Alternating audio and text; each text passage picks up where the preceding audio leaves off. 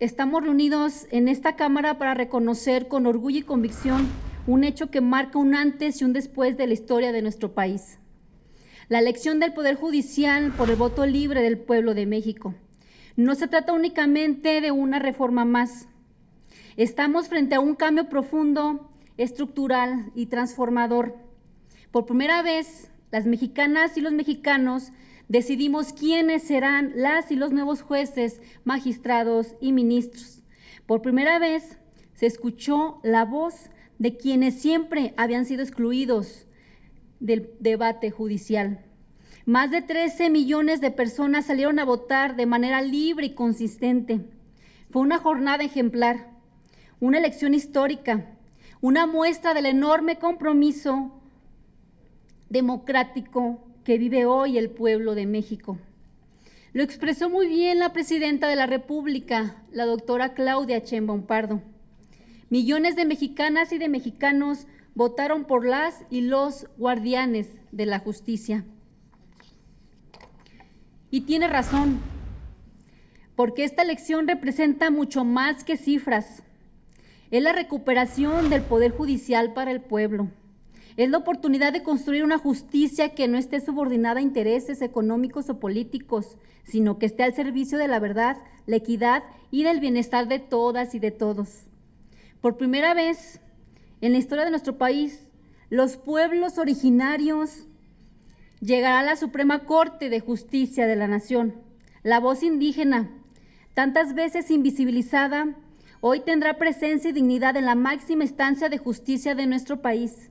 Es, sin duda, un acto de justicia histórica. Y aquí es importante subrayar, cayeron los mitos de la derecha, los mitos que decían que el pueblo no estaba listo, que el pueblo no sabe, que el pueblo no participaría. Una vez más subestimaron la conciencia democrática de millones de mexicanas y de mexicanos. El pueblo respondió con participación, con decisión y con dignidad. Y hoy lo hizo no solo para cumplir con un derecho, sino para asumir el poder de decidir su destino.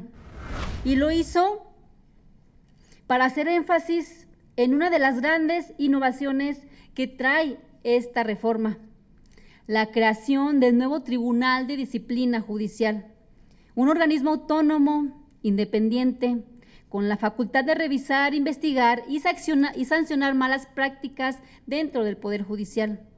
Este tribunal es producto directo del artículo 100 de la Constitución Política de los Estados Unidos Mexicanos, reformando precisamente como parte de esta transformación histórica.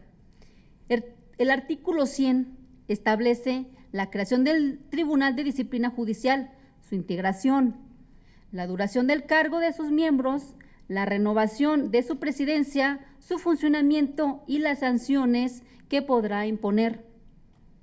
El tribunal tendrá las atribuciones de investigar, sancionar y resolver casos de faltas graves, evaluar el desempeño de jueces y magistrados y ordenar medidas cautelares cuando sea necesario. Además, estará integrado por 5 miembros electos directamente por la ciudadanía, con un mecanismo de renovación escalonada cada 6 años. Con ello se garantiza no solo un acceso a la justicia, sino también la rendición de cuentas de quienes la imparten. Compañeras y compañeros, invitados especiales, todos aquí presentes, esta elección del Poder Judicial es una victoria del pueblo, una victoria de la democracia participativa, una victoria de la justicia social, una victoria de todas y de todos los que creemos en un país donde el poder no se hereda, no se compra, no se impone, se elige. Y si alguien todavía tiene duda de lo que es capaz de hacer el pueblo de México, que mire lo que pasó el 1 de junio. Millones salieron a defender la esperanza y también salieron a elegir la justicia. Hoy más que nunca refrendamos nuestro compromiso con la transformación, porque con el pueblo todo, sin el pueblo nada. Que viva la justicia del pueblo, que viva la democracia verdadera y que viva México. Muchas gracias. ¿Por qué este tema de la conferencia que hoy nos ocupa? El Poder Judicial, un triunfo del pueblo de México. Porque consideramos que es importante dar a conocer al pueblo de México a través, desde el centro de este Palacio Legislativo y a través de los medios de comunicación, la importancia, porque, como decía hace unos momentos, desde 1857 no se había dado una reforma de gran calado como la reforma que hizo el presidente Benito Juárez, y hoy le toca a la presidenta Claudia Sheinbaum Pardo hacer no una reforma, una revolución jurídica, porque México sabrán que es el primer país que de manera democrática se deciden a los integrantes completamente de todo el Poder Judicial. Algunos países, como Estados Unidos, se hacen elecciones, pero no de una manera completa y general, en Bolivia también, pero no como se hizo historia, y México va a ser referente. Estoy cierto y estoy seguro que muchos países vendrán a ver, a analizar cómo es que se realizó este gran movimiento llamado la Revolución de Conciencias, porque estos cambios se hicieron de manera pacífica, sin derramar una sola gota de sangre como se hicieron en otros grandes movimientos. Pero no podemos comprender esta gran reforma sin irnos a los antecedentes. Como dijera nuestro presidente Andrés Manuel López Obrador, no hay texto sin contexto.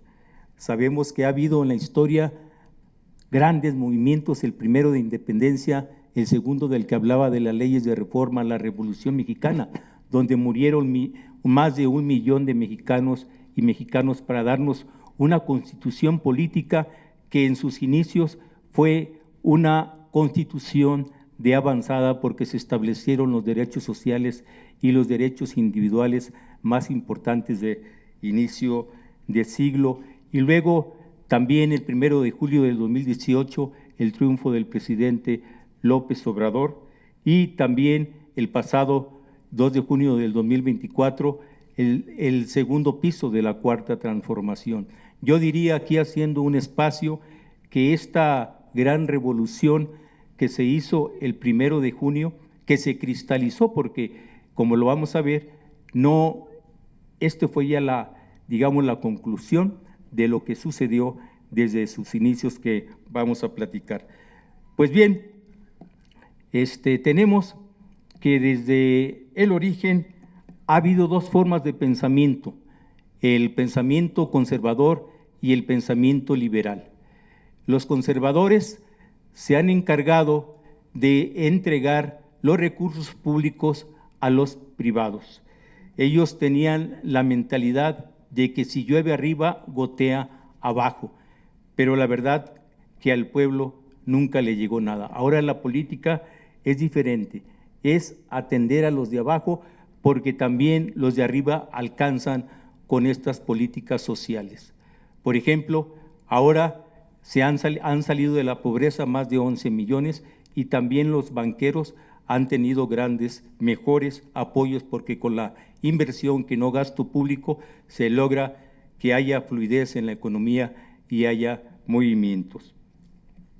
Y pues así como el presidente López Obrador separó el poder público del separó el poder económico del poder público, ahora el pueblo de México separó el poder económico del poder judicial. Un referente, como decía nuestra diputada Mayra Palomar en su exposición brillante que nos dio ahorita en la introducción, es el presidente Andrés Manuel López Obrador, que un 5 de febrero del 2024 presentó la iniciativa en el punto 15 de 20 reformas, y él fue el gestor de esta reforma. ¿Por qué? Porque se trató al principio de que la misma Suprema Corte de Justicia de la Nación, desde su interior, hiciera las reformas, y no se pudo. Por eso, con tantos bloqueos que hizo la Suprema Corte de Justicia de la Nación, recordemos que bloquearon con amparos, con suspensiones, para que no se hiciera el Plan Maya, el tren transísmico, la refinería Olmeca, es decir, bloquearon por todas formas y también intromitiéndose en cuanto a la división de poderes, decretaron inconstitucionales algunas reformas muy importantes. Y por eso el presidente convocó al llamado Plan C. El Plan C consistía en que no nada más deberíamos de ganar la presidencia de la República, sino también obtener la mayoría calificada para poder lograr la reforma al Poder Judicial. Y Claudia Sheinbaum Pardo, en su campaña, recordemos que siempre convocaba en las asambleas públicas, les decía, queremos que haya un cambio del Poder Judicial, y la gente levantaba la mano. Los opositores decían que la gente no votó por la reforma al Poder Judicial. Claro que sí, por eso están las evidencias de que siempre que ella asistía a muchos eventos que seguramente muchos de ustedes estuvieron presentes, siempre convocó a que se llevara a cabo la reforma al Poder Judicial. Por eso logramos ese 2 de junio del 2024 la mayoría calificada. Recordemos que se obtuvieron 33 millones de votos, algo que nadie esperaba, y con ello también obtuvimos la mayoría en la Cámara de Diputados y en la Cámara de Senadores y en la mayoría de los congresos locales. A esto se le llamó el poder transformador del pueblo. Como dice el dicho, con el pueblo todo, sin el pueblo nada. Las reformas constitucionales de la Cuarta Transformación, de las que ahorita se dio cuenta también, son dos formas de pensamiento diferente a lo que existió neoliberalismo, ese neoliberalismo que comenzó con el presidente representante de la desigualdad social, Carlos Salinas de Gortari, y todavía un poco antes con Miguel de la Madrid. Ahí empezó el neoliberalismo, que se trataba de convertir todo lo público en privado. Acabaron en esos 36 años de neoliberalismo con la avanzada de la Carta Magna, es decir, acabaron con el ejido, acabaron con la educación pública gratuita, acabaron con el derecho a la salud, entregaron ferrocarriles, entregaron televisoras, entregaron minas, entregaron aeropuertos, entregaron los bancos a los privados. Producto de esa política del neoliberalismo, decían que si se podía comprar todo en el mercado y que el pueblo y que el gobierno no debe de ser más que un administrador de los privados. Entonces, esas dos visiones diferentes de legislar, vimos cómo desde que llega el presidente se logra sobre todo la equidad de género. Ahora tenemos, gracias a esas grandes reformas, que existe paridad de género, mitad de diputados, mitad de diputadas, también en las cámaras de diputados y en la Cámara de Senadores. También se logró el apoyo a los adultos mayores, se logró también el apoyo a las personas con capacidades diferentes, las becas a los estudiantes, se logró también el apoyo al campesino, se logró el apoyo a los pescadores y se hicieron también reformas estructurales muy importantes que no se hacían. Hoy sabemos que las inversiones hacia estos grandes programas sociales son de 800,000 millones de pesos, que antes no se daba al pueblo de México. Y lo más importante, como decíamos, es la democracia. Democracia, compuesto dos palabras, demos, pueblo, kratos, poder. Y antes la derecha lo que quería era kratos sin demos, es decir, poder sin el pueblo, porque el pueblo no contaba para ellos. ¿Por qué tomó la decisión el presidente López Obrador de hacer esta reforma de que el pueblo participara para elegir a los y las integrantes del Poder Judicial? Porque él lo había intentado, que se autorreformara el Poder Judicial, pero nunca hicieron caso. Al contrario, lo bloquearon. Y él, recordemos que nombró 5 integrantes de la Suprema Corte de Justicia de la Nación y 2 de ellos lo traicionaron, José Luis Alcántara Carrancá y la ministra Fajar. Ellos se fueron al bloque conservador que estuvieron votando en contra de las disposiciones que el presidente mandaba a la Suprema Corte de Justicia. Por eso es más fácil que se equivoque una persona a que se equivoquen, como en este caso, 6 millones que votaron para elegir al presidente electo y a partir del 1 de septiembre ya en funciones de la Suprema Corte de Justicia, primero de septiembre, donde se les va a tomar protesta.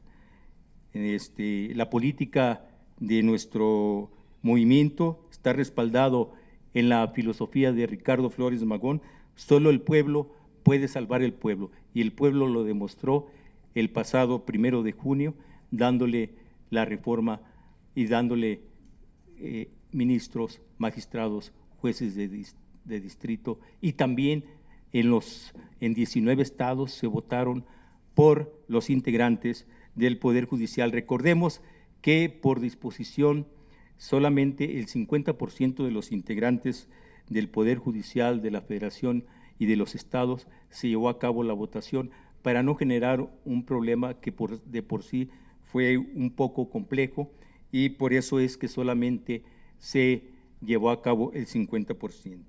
Bueno, ¿qué es la critarquía? Es el control judicial, es lo que existía antes.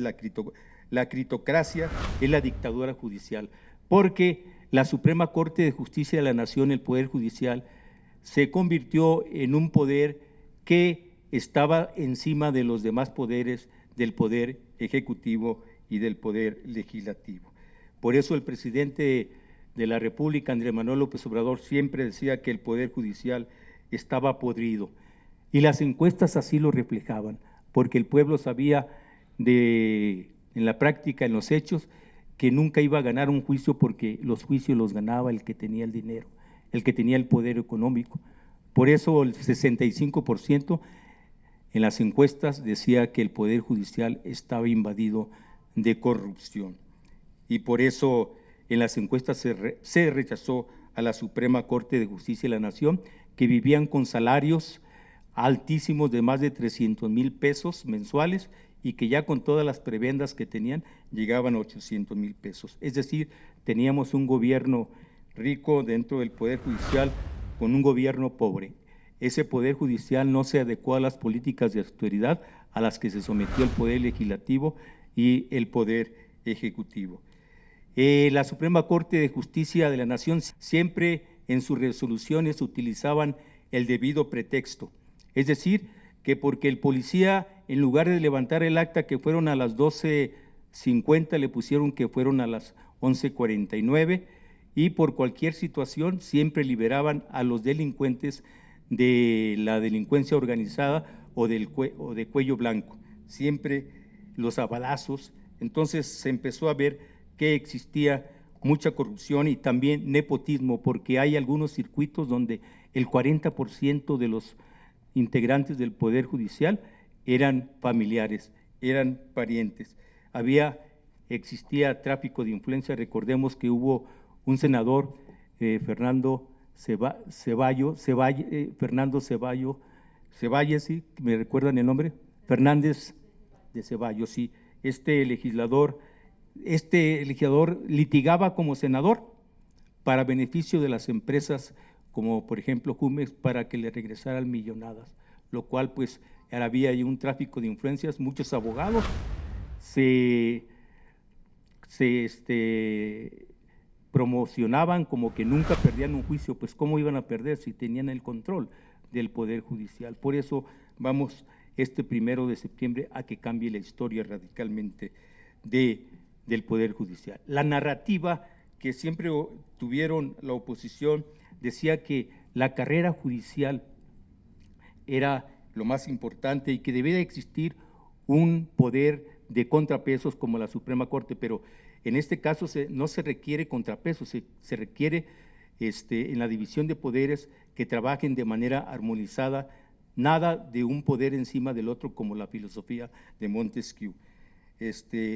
También dijeron que si se daba la reforma se iban a hacer fugas de capitales y no iba a haber inversión extranjera, y estamos viendo que no pasó nada. Es decir, querían engañar al pueblo para que no se diera esa reforma, porque no querían perder privilegios. Estaba como cuando decían que si subían el salario mínimo, iba a haber inflación. Y cuando entró el presidente López Obrador estaba a 85 pesos el salario mínimo y ahora está a 278, algo así, y en la frontera al doble, y no ha pasado nada, no hay inflación. Entonces siempre nos mantuvieron con las políticas neoliberales, con las reformas hacendarias de aumento de impuestos, y ahora no hay aumento de impuestos. Había antes exención de impuestos y ya se acabaron la exención de impuestos. Había partidas secretas que el presidente de la República podía disponer sin avisarle a nadie, y pues ahora esas políticas ya cambiaron. Está el pueblo adelante de cualquier otra cosa. Decían también que el pueblo no estaba preparado para elegir a los integrantes del Poder Judicial, que era ignorantes. La derecha siempre ha ignorado al pueblo, por eso están donde están. Una oposición que cada día pierde más adeptos, porque no hay oposición. Veamos quiénes son los opositores: Alito Moreno, Marco Cortés, Margarita Zavala. Pues realmente no tenemos oposición. Y todos esos engaños pues no medraron abajo con el pueblo, y el pueblo no hizo caso, porque los medios de comunicación también estuvieron un día sí y un día no, diciendo que la gente que iba a llegar iban a ser gentes ignorantes, corruptas, pues sí, ya están, ¿verdad? Entonces, pues ahora este nuevo sistema va a cambiar y se va a hacer efectivo el paradigma del siervo de la nación, José María Morelos y Pavón, que dice que todo aquel que se queje con justicia tenga una autoridad que lo ampare y proteja contra el poderoso. Yo soy litigante y recorro los tribunales judiciales federales, y tienen esa placa, ese lema de nuestro siervo de la nación, pero no lo llevaban a cabo, era letra muerta. Y ahora con un ministro de la Suprema Corte indígena van las cosas a cambiar y van a funcionar, y se va a hacer realidad este gran pensamiento del siervo de la nación, José María Morelos y Pavón. Pero bueno, ¿en qué consistió el proceso legislativo? Ya la diputada Mayra Palomar dio alguna referencia de las reformas constitucionales. Se reformaron 16 artículos constitucionales, ¿sí? Fue una reforma profunda. El artículo 17, para que la justicia fuera rápida y expedita, es decir, que en temas de administración tributaria no durara más de 6 meses, en materia penal no duraran más de un año los trámites. Estamos viendo ahora que Israel Vallarta acaba de salir de prisión, inocente, y estuvo 20 años preso. ¿Quién le va a pagar esos 20 años? ¿Quién le va a pagar esos 20? Imagínense una Suprema Corte que en 20 años no pudo resolver. También tenemos ministros, que el caso de Salinas Pliego, guardado un expediente y que no resolvían. Más de un año lo tenían en el escritorio. Por eso el pueblo dijo basta, por eso el pueblo se cansó. Entonces, para que se lleve a cabo una reforma constitucional, se requieren la mayoría calificada, no nada más la mayoría simple, la mayoría calificada, y también la mayoría de los congresos estatales. Y aquí empezó ese gran proceso legislativo. Yo estuve aquí presente, sentado, escuchando la discusión que se hizo el 25 de agosto del 2024, cuando en comisiones de puntos constitucionales, aquí se debatió, aquí donde estoy yo, aquí cada quien fijó sus posturas. Moreira, por un lado, en contra, Margarita Zavala, en contra, y estuvo Gerardo Fernández, aquí, Noroña Gerardo, estuvo aquí también defendiendo, y otros legisladores y legisladoras no menos importantes. Luego pasó al Pleno, y recuerden que los integrantes del Poder Judicial se fueron a realizar manifestaciones violentas y no dejaron sesionar a los diputados y diputadas. Yo también fui parte de esa represión, venía a escuchar ese debate, y no fue posible porque cercaron los integrantes del Poder Judicial del sindicato, y que no venían también con porros, porque a mí prácticamente personas de 1,80, 1,90, así, bien fornidos, pues tenían la cadena y ni cómo pasar, ¿no? Entonces, no eran los integrantes. ¿Por qué no tuvo respuesta y eco esta manifestación del Poder Judicial? Porque siempre estuvieron alejados del pueblo. Entonces el pueblo no los escuchó, porque dijeron, ahora sí quieres el apoyo, cuando siempre en las resoluciones nos ignorabas y no hacías nada por el pueblo, por la gente pobre de abajo. Y entonces se logró en un lugar en la Magdalena Michuca, hasta se tuvieron que ir ahí para poder sesionar, porque no los dejaron debatir, y me pueden dar cuenta aquí las diputadas que terminaron ese día 4 de septiembre, ya como a las 4 de la mañana, y se aprobó a favor esa iniciativa de ley de la reforma al Poder Judicial. Luego pasó a la Cámara de Senadores y también se logró tanto en comisiones como en pleno. También hubo violencia, no dejaron sesionar en su momento a los senadores, rompieron las curules, rompieron vidrios, atacaron a los trabajadores del Senado, que nada tenían que, porque son simples trabajadores, pero irrumpieron el edificio legislativo y también a la sesión. Afortunadamente, el compañero Gerardo Fernández Noroña tuvo la disposición inteligente de cancelar y suspender en ese caso el debate, y se fueron a un edificio alterno. Ahí también la oposición, de manera mañosa, dijeron que tenían secuestrado a un diputado, a un senador, perdón, lo cual fue mentira. Y ahí en esa ocasión, acordémonos que en el Senado, a pesar de que se ganaron, solamente se perdieron 2 estados, no se obtuvo la mayoría calificada, no nos daba, teníamos 84 senadores, y gracias a que se logró el voto de Miguel Ángel Yunes, se pudo pasar, porque de no pasar ahí, no estuviéramos aquí platicando ahorita, no se hubiera llevado a cabo la reforma. Pero gracias a este senador, que por primera vez fue libre, fue inteligente y se alió al pueblo, se logró ese gran cambio, esa gran reforma, que después pasó a los congresos estatales y también en 23 menos en Jalisco, de donde vengo. Allá los grupos reaccionarios no la avalaron y no la respaldaron, pero después se declaró la constitucionalidad de esta ley. Tuvo un proceso limpio, intachable, y se logró. No obstante, la Suprema Corte durante todo este proceso legislativo trató con amparos, con suspensiones, que no se llevara a cabo las discusiones. Incluso ya cuando la Presidenta de la República hizo la publicación en el Diario Oficial de la Federación el 15 de septiembre, también una jueza de distrito ordenó que se bajara esa publicación de esa reforma, lo cual era inconstitucional, porque una reforma constitucional que tiene todo un proceso legislativo no se puede echar abajo. ¿Por qué? Porque así lo establece la ley. Entonces, gracias a todo ello es que se llevó a cabo la reforma. También recordemos que la Presidenta de la República, cuando llega, ordena que se hagan 9 diálogos nacionales para que fueran escuchados todas las partes.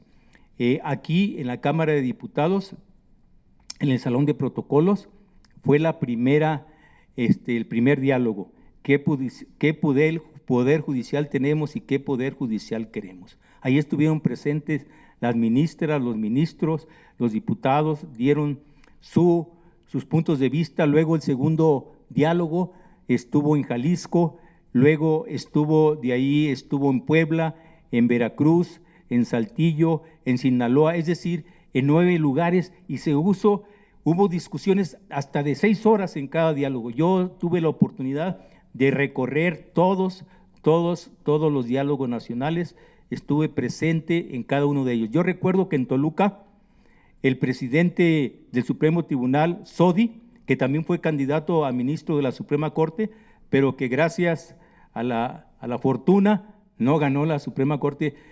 Cuando habló nuestro coordinador digo nuestro porque es un coordinador del pueblo, habló de la austeridad republicana.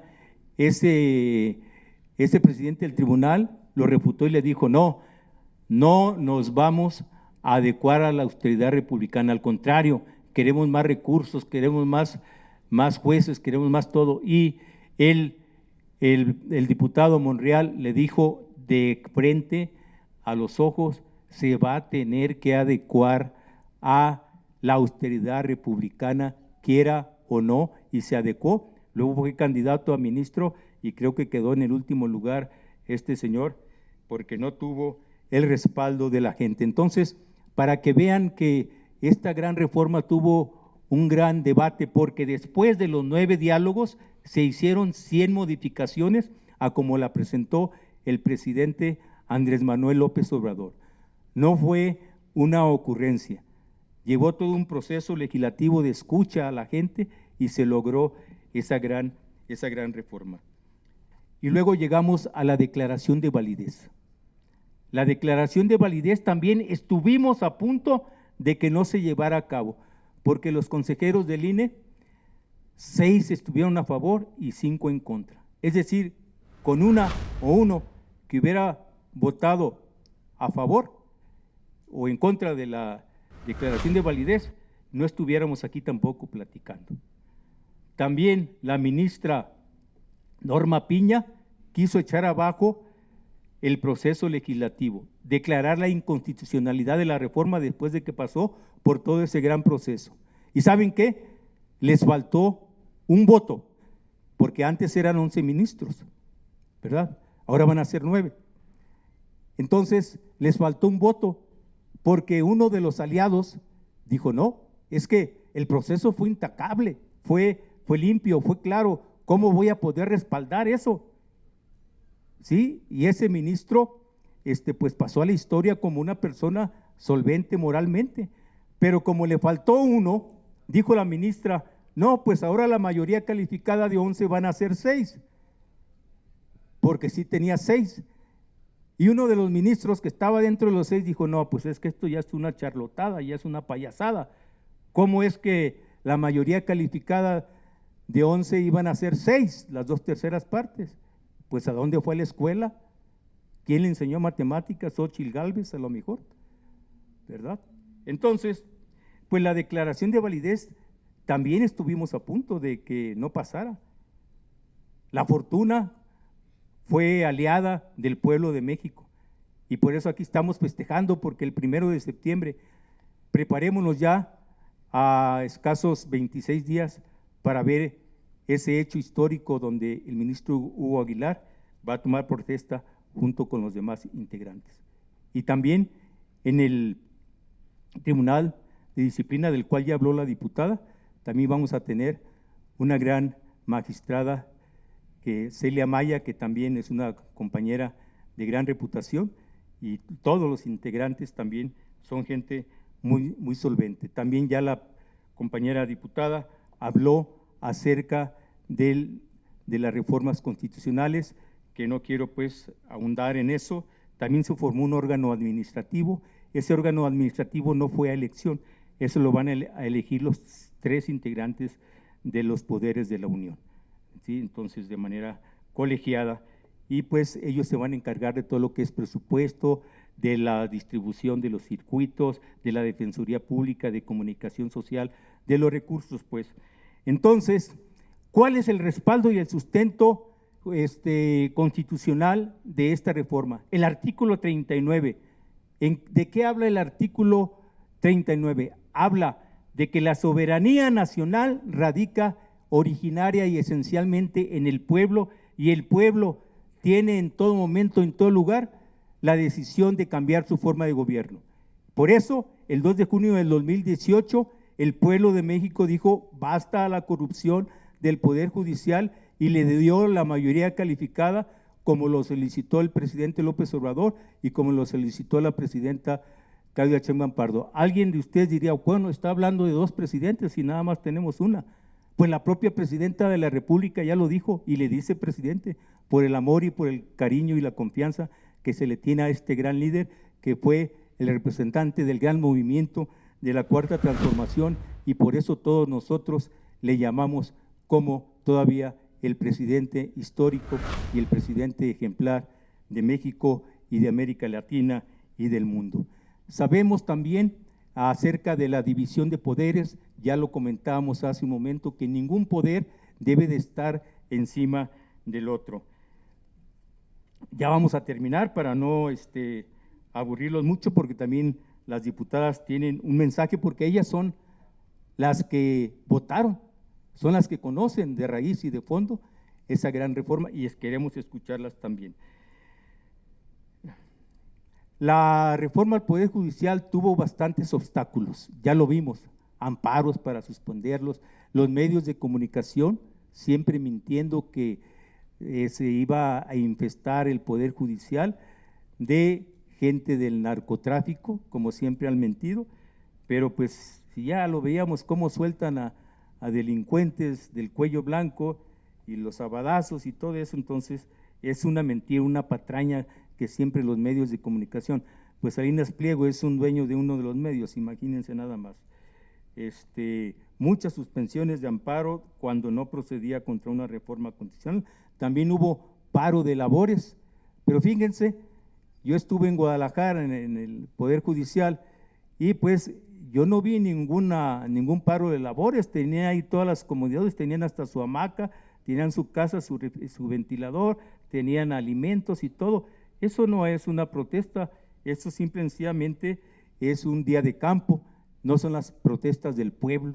Entonces les faltó mucho pueblo para que pasara esa oposición.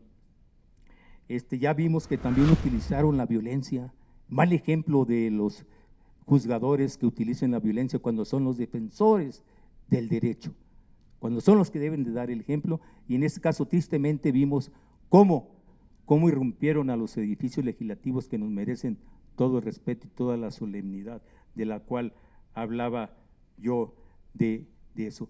También la Suprema Corte no pasó la reforma del poder de la Guardia Nacional y también la reforma electoral, la ley electoral, los vapeadores, fíjense, se hizo una reforma y la Suprema Corte la echó abajo diciendo que era inconstitucional, que porque se afectaba el libre comercio, cuando está cierto que los vapeadores hacen daño a los pulmones.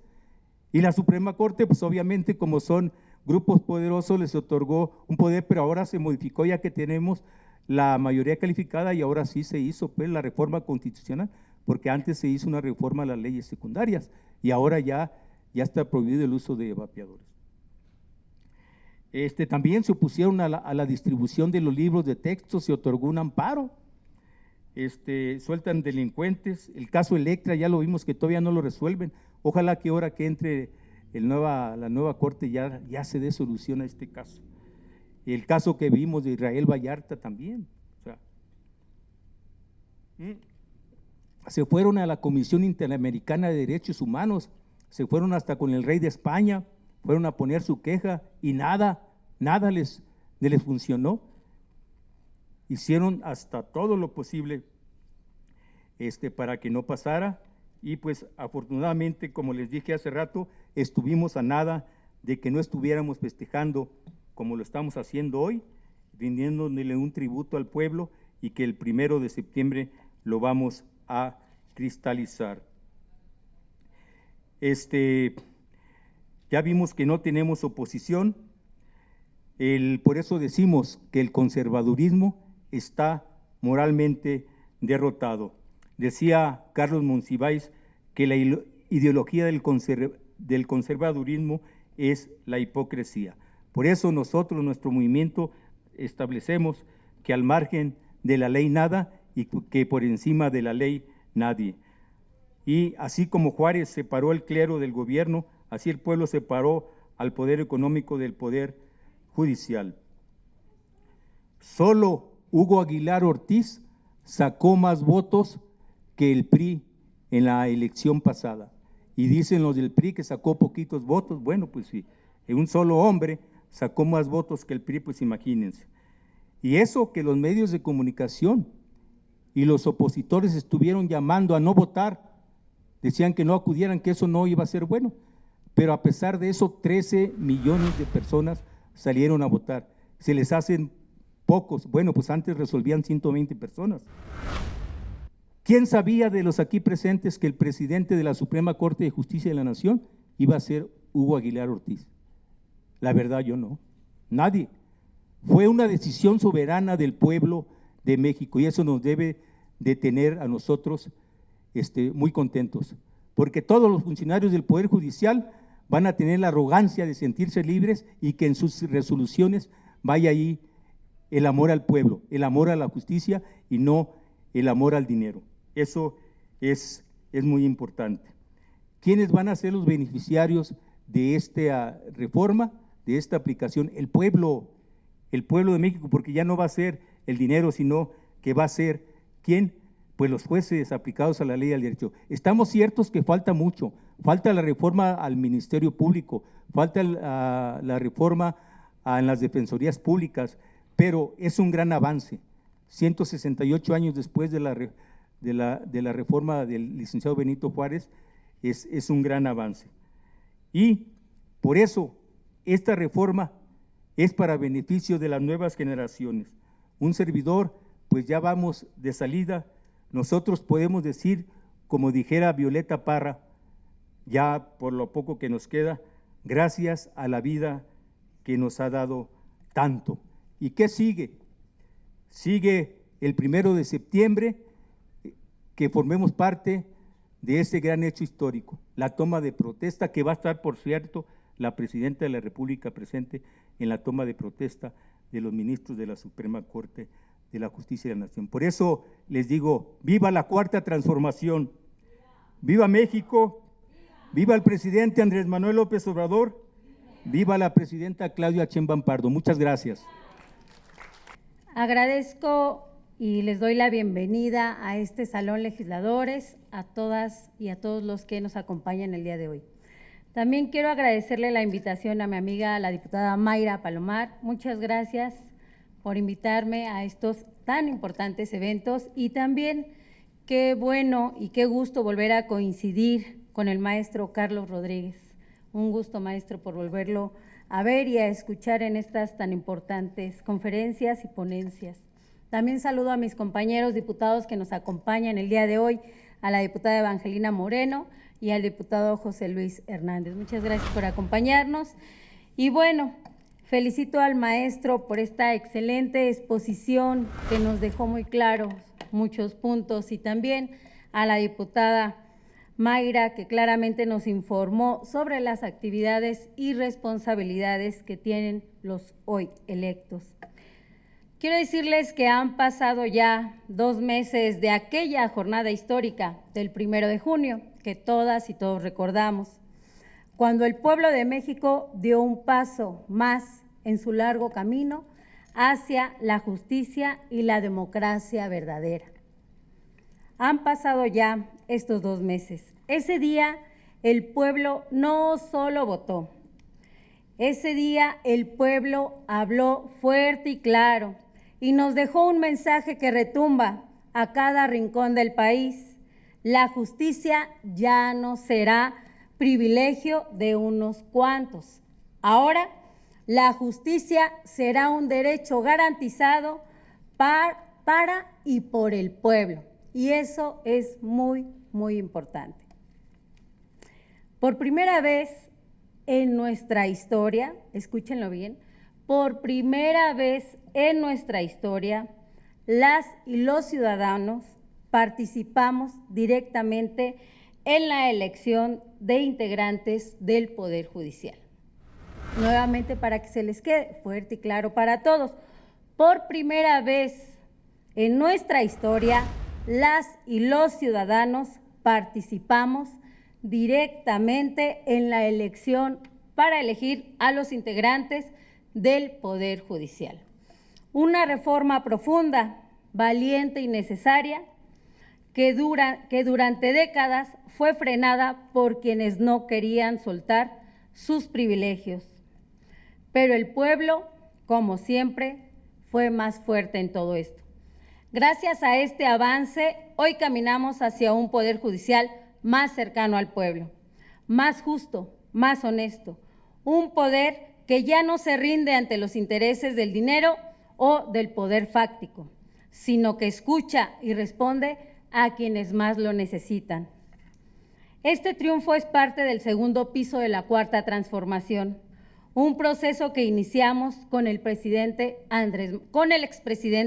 Andrés Manuel López Obrador y que hoy continúa con convicción y con firmeza y con un profundo amor al pueblo y para el pueblo, bajo el liderazgo de la primer mujer presidenta, nuestra presidenta, la doctora Claudia Sheinbaum Pardo. Porque la justicia no puede seguir secuestrada, porque no puede haber democracia sin un poder judicial que sirva con ética, con sensibilidad social, con compromiso profundo para los más desprotegidos.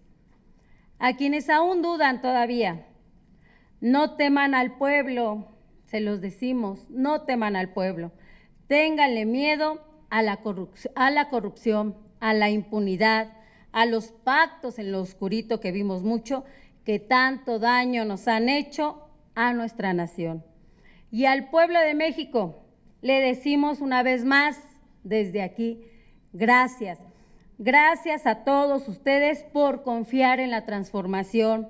Gracias por levantar la voz junto con todos nosotros. Gracias por construir con su voto y con su conciencia un país más justo, más digno y más humano. Nuevamente, muchas gracias y nuevamente que viva el triunfo del pueblo. Es cuanto. Estimadas y estimados asistentes, primeramente quiero agradecer a mi amiga, a la diputada Mayra Palomar, por la invitación que me hizo para poder estar este día frente a ustedes y escuchar las reflexiones sobre la elección del Poder Judicial en México que nos compartió el maestro Carlos Rodríguez.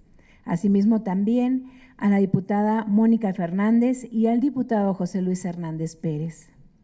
Hoy nos reunimos para celebrar un hito histórico. Me refiero a la democratización de la elección del Poder Judicial de la Federación. Este logro no es solo un cambio en la forma de elegir a nuestros jueces y juezas, es un triunfo del pueblo, una victoria de la justicia y un paso firme hacia una democracia más participativa en México. Durante décadas, el Poder Judicial se percibió como un ámbito lejano a la vida cotidiana de las personas, reservando para unos pocos, donde las decisiones parecían desconectadas de la necesidad de la gente. Hoy, al abrir la elección de magistrados y jueces, ministros al voto popular, le devolvemos el poder a quienes siempre debieron tenerlo, el pueblo de México. La reforma al Poder Judicial que aprobamos en este Congreso de la Unión y que fue avalada por los congresos locales va a fortalecer nuestra democracia al garantizar que quienes imparten justicia reflejen los valores de las luchas y las aspiraciones de nuestra sociedad. La democratización del Poder Judicial traerá consigo ventajas claras, entre las cuales considero las siguientes. Primero, promueve la transparencia.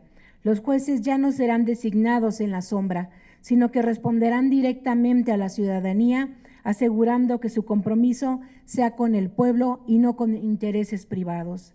Segundo, fortalece la rendición de cuentas al ser electos. Los jueces estarán motivados a actuar con imparcialidad, sabiendo que su continuidad depende de la confianza de los ciudadanos. Tercero, esta reforma acerca de la justicia de las comunidades, permitiendo que las voces de los más vulnerables sean escuchadas en los tribunales. Además, al invocar a la ciudadanía en este proceso, se está construyendo un sistema judicial más diverso, donde las perspectivas de todas las regiones, culturas y realidades de México tengan un lugar. Esto no solo enriquece las decisiones judiciales, sino que garantiza que la justicia sea verdaderamente para todos. Las elecciones del Poder Judicial del 1 de junio pasado fue un triunfo del pueblo de México.